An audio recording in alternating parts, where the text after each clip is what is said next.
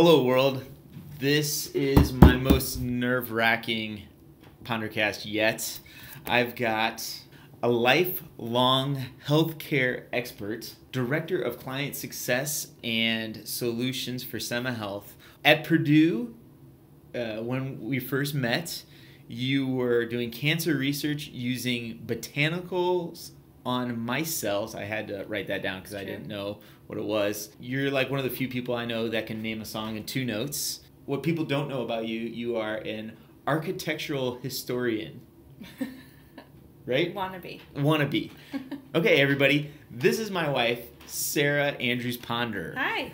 Please tell us about your role at SEMMA Health. Well, I am over the client success and product team at SEMMA Health, and SEMMA Health is a health benefit intelligence company, and we use our big data platform to reduce the financial burden on the 3 main stakeholders in the healthcare industry. So that would be patients, most importantly.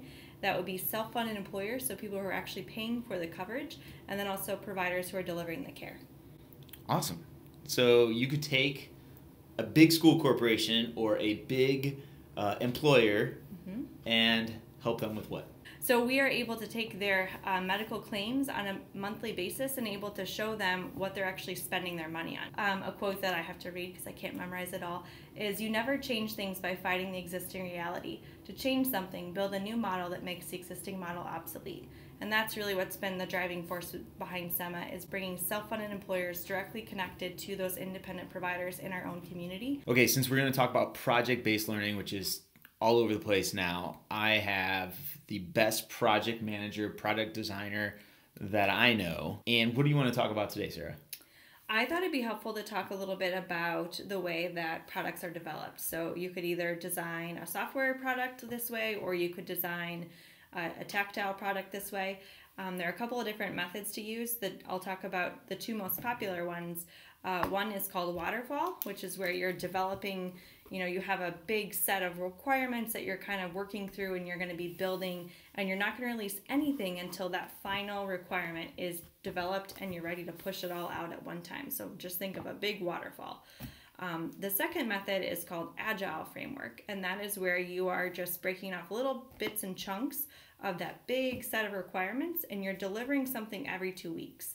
So instead of just saying, okay, fingers crossed, I hope this big, huge project works, you are releasing a little bit of code every 2 weeks, either to your internal team or to your external customers, and making sure and checking in with those clients to make sure, hey, did this meet the need, yes or no? And we can very easily go back and circle back around and continually iterate or refine that idea. So there's 2 great ideas of like how teachers do projects also. I've just never heard of the Agile or the waterfall technique. I'm definitely going to use those in class tomorrow. What are some real world examples that we could use in the classroom? One thing that's pretty simple. Have you ever made toast? I have made toast, yes. Okay. I think most people have made toast. I think so that's always a good question to start with. There's a TED Talk that you guys can look up, which is how to make toast. But what the TED Talk is really getting people to understand is that whenever you start out to really solve a problem, first draw it out by yourself and really understand, okay, what are the steps from start to finish that I need to do to accomplish this problem? And you'll start to see, very simple things occur time and time again. So we would name those, transitions from getting the toast, putting it in the toaster, that line between getting the bread and putting it in the toaster, that would be called a link. And then the node of getting the bread, that's a node. The toaster is a node. And as you start to map those out, you'll really start to see different examples of how all these different people within your group, whether it's a classroom or whether it's a group of teachers, how everyone views this process of making toast. Everyone agrees it's pretty simple, but everyone's concept of what that looks like is very different.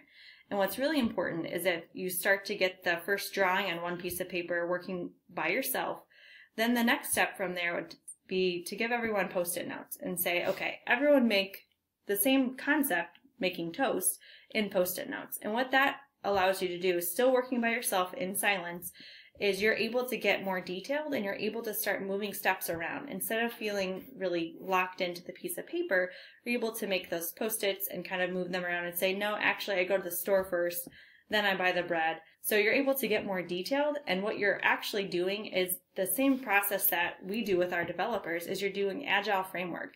you're seeing tiny tweaks that need to take place in this process, and you're able to change them very quickly before you deliver your final solution. You're bringing up Toast and the TED Talk, which we'll put the link below, because of this website right here.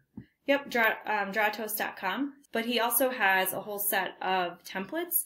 So if you want to do this activity with your classroom or with a group of teachers, you can click on the intro, and it will give you the TED Talk video, which is about 9 minutes long. And then it will give you step-by-step 8 different steps you need to do to make this group activity really work with your team. What's nice is once you've done the 2 examples that I've talked about, you can then go into a third model, which would be having the group work together. It's best if you still try to work in silence, but putting those post-it notes from each of the different group members up on a board and then starting to arrange them in a nice, easy linear function, you're able to see either where you have overlaps of, okay, everybody has get the bread out of the fridge, we can remove some of the duplicates, but you'll then start to see some of the refinements that come with each person's different perspective. And that's the real value in the process, is making sure that we consider all the users, in my case, or all the clients, and getting all their perspectives up on the board to make sure that we develop a solution for their problem. What I also really like about this on a teacher aspect is a lot of teachers were really controlling, and so we want the students to do step 1, 2, 3, 4. But you're encouraging, and what happens in your office is planners and the team create the steps because you have the end product in mind. Yeah, we don't want to build products in a vacuum. I certainly might have a good idea for how a product might work, but I need to know how the user is going to be interacting with that product and the pain point that I'm trying to solve for them. I really need to have empathy for my user, and they need to be the one driving the development. I'm going to be using all of this tomorrow.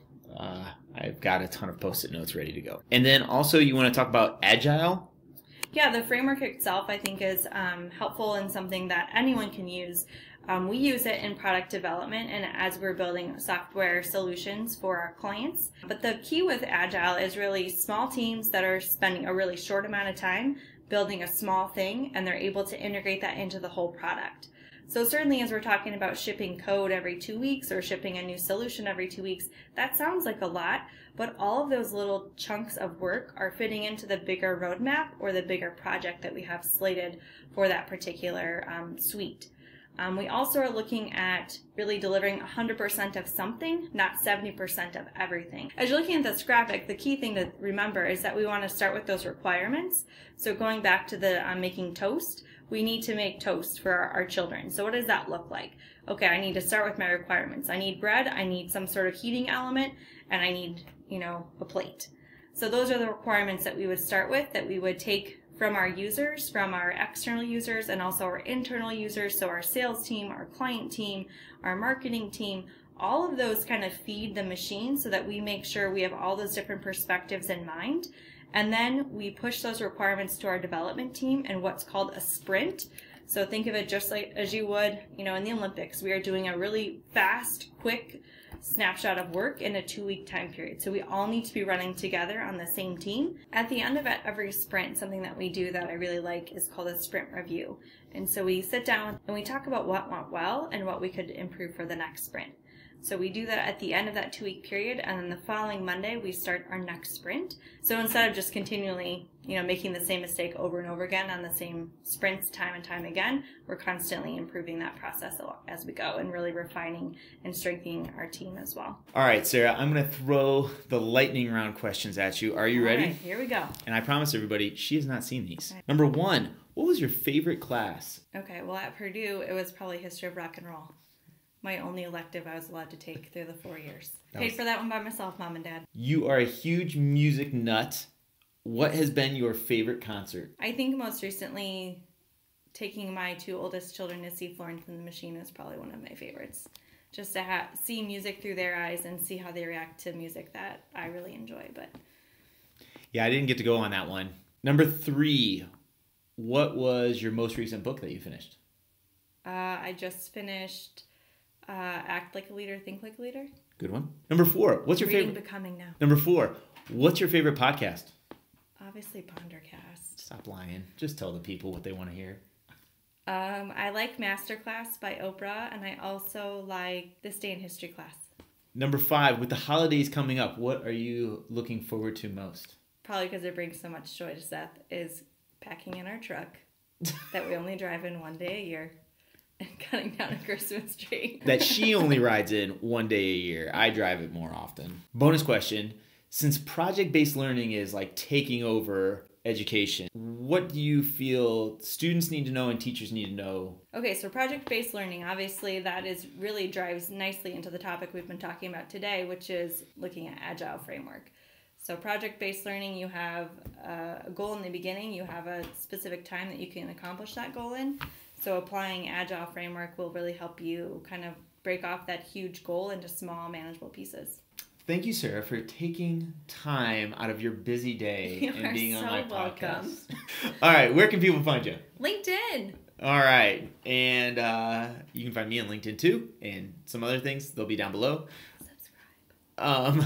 Like, share, and subscribe. Thanks for watching. See you later. Bye, everybody.